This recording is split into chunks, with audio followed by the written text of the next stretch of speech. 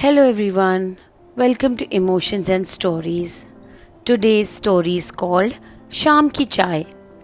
The lanes of North Kolkata had a way of holding time still. The peeling paint of old buildings, the rusted grills with bougainvillea peeking through, the lazy trams groaning down College Street. Everything moved, but slowly, just like Ananya's life. At 52, Ananya had made peace with silence. Her husband Arindam had passed away 7 years ago. A quiet heart attack, swift and cruel. The house they once filled with music and laughter had grown still. Her son Rohan, now in college, often stayed in the room, headphones in, lost in his own world. Ananya filled her days with sari orders, handloom, cotton, and occasional silks. Women from the neighborhood came by to her place to place orders or just chat. But the evenings were the hardest. That was the time she missed Arindam most. His loud voice calling out for cha, the radio playing Mohiner Ghoraguli, his slippers shuffling across the corridor. And so every evening, as the city dipped into twilight, Ananya would make herself a cup of tea, take a deep breath, and sit out on the balcony, watching the world move. One such evening that Mihir entered her life. Literally, he moved into the adjacent house, somewhat reclusive man, perhaps in his mid-50s, tall, graying, always dressed in simple cotton kurta pajama. He rarely spoke, except to the vegetable vendor or the milkman. But he had a gentle presence. Ananya noticed how he always fed the stray dogs, watered the neglected roadside plants, and greeted the postman with a respectful nod. Weeks passed before they exchanged more than just polite nods.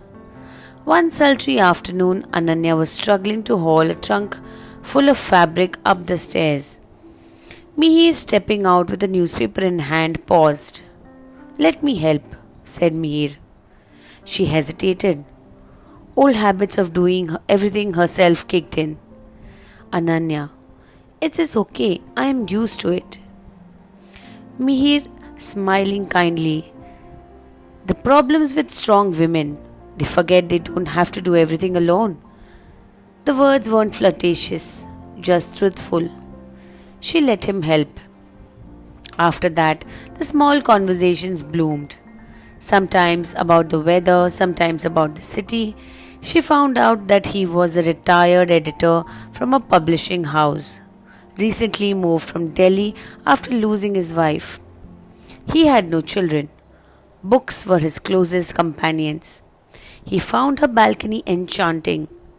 She found his calm almost meditative. One rainy evening, she made 2 cups of tea instead of one. A quiet invitation. Mihir accepted. From that day on, Shaam Ki Chai became their ritual.